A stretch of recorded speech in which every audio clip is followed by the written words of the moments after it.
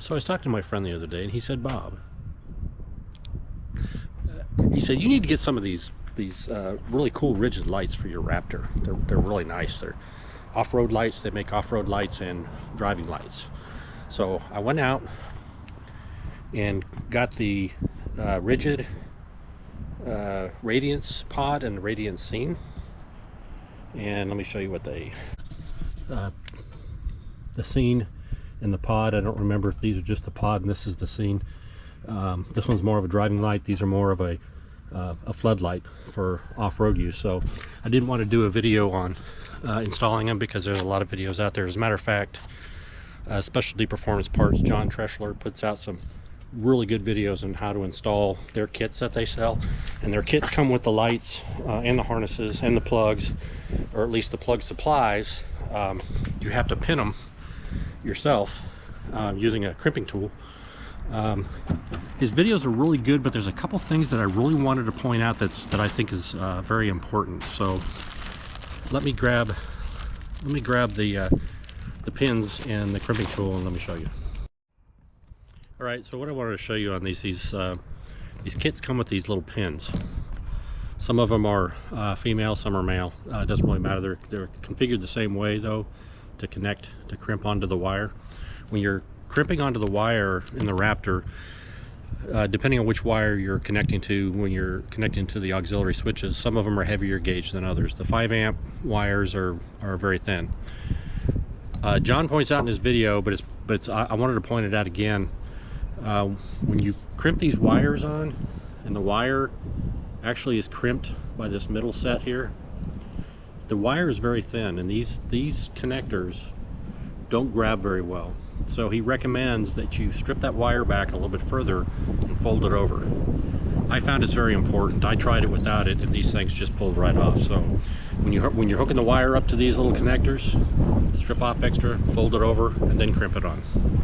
The other thing I wanted to point out here on the crimping tool that he shows in his video, it's a very good tool. You slide the connector pin in here, and then you crimp it on the wire. One thing you want to make sure that these two little tabs right here on this connector, they're not spread out too far, because if they are, once you crimp down, it's going to fold over the wrong way. So make sure that as you're crimping this down, that this is in far enough for this crimping tool to fold it in and not out. The other cool thing about these lights is they're backlit. So on these rear lights, they have a red backlight that comes on when the running lights are on, and on the front they have an amber backlight that also come on when the parking lights are on. You can't see it during the day, but they're lit up around the perimeter. Again, I'll show you that when it gets dark as well.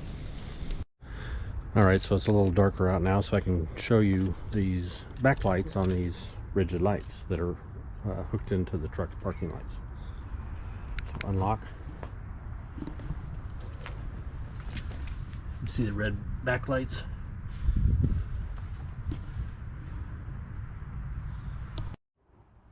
And the front.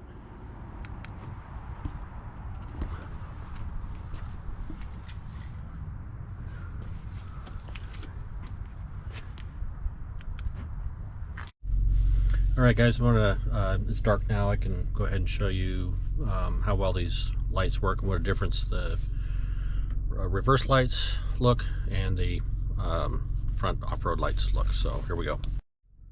First I'll show you the rear going into reverse out the back camera. Really lights up everything behind the truck. Alright, this will be the driving lights only.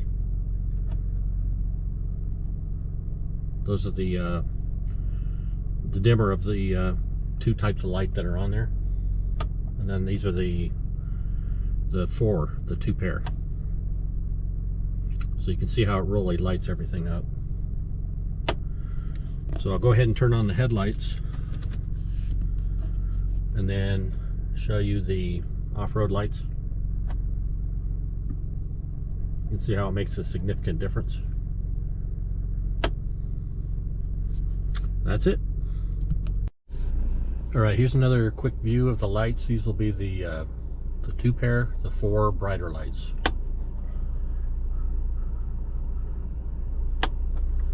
And then the driver lights.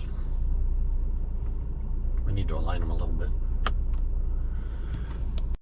All right, and this is just a shot of those reverse lights on. In the back, they're on one of the switches as well, so you can see how much it lights up. Anyway, I hope this was somewhat useful for you, and remember, if you're driving autocross or riding trails, bob and weave.